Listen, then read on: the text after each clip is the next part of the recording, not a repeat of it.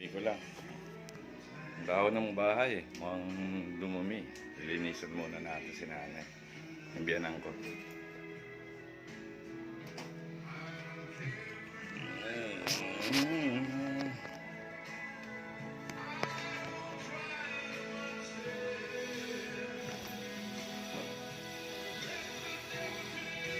Sakit eh.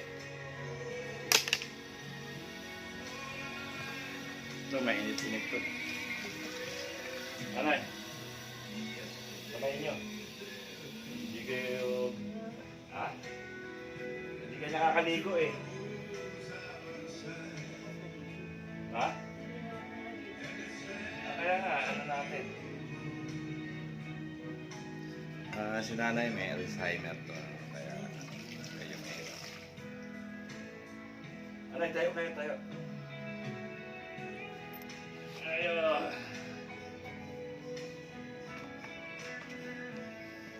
Ay.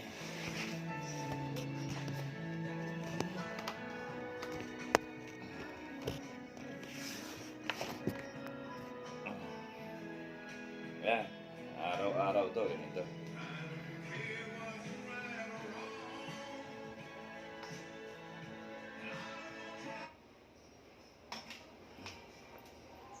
Kailangan linisan, bihisan. Nay, palit kayo. May dumi. May tae yung damit eh. Ito, basa na yung damit ninyo. Ay, naku, patit-patit ninyo, Nay. Go. Damit na kaya. Tamigin kayo, teka lang.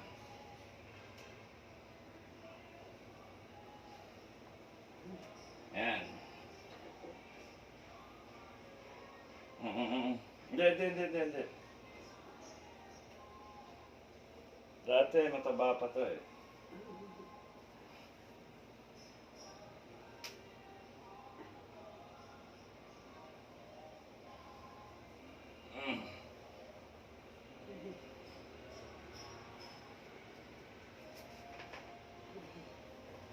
Teka lang, Nay. Paglasan ko yung ano nyo.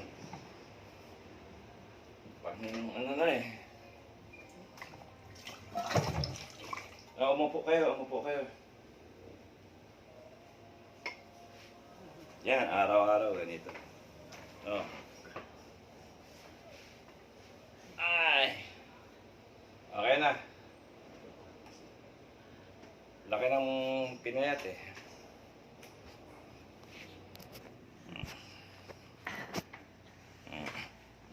Dilim eh. Yan. Oh, nangihina eh. Nanay may Alzheimer to. Minsan buong bahay ginugulo nito. Pero okay lang yan. Ganun talaga pag tumatanda, tatanda rin tayong lahat eh. Di ba, Nay?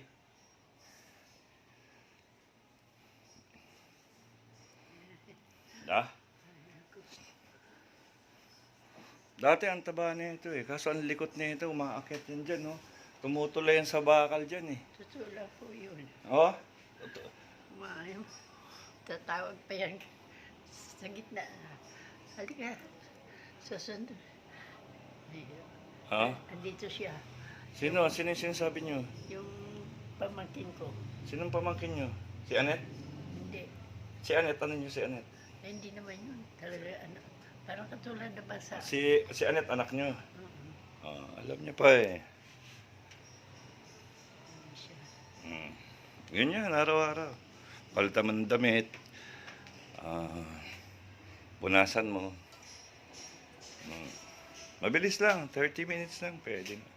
Tapos pakakainin mo. Kasi, ang pangina ng damit, may tae.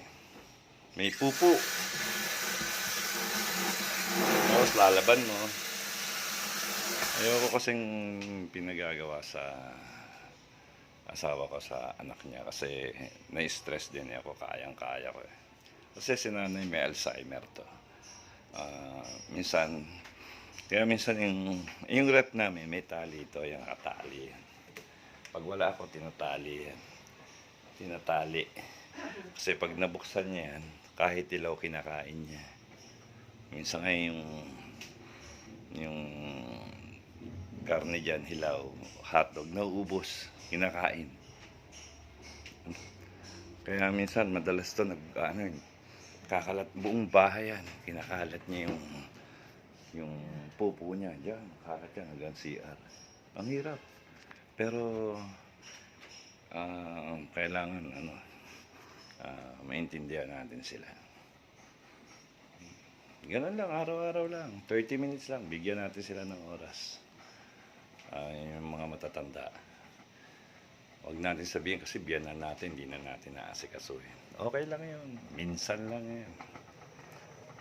Tapos yan, nagluluto na ako. Kakainin ko na.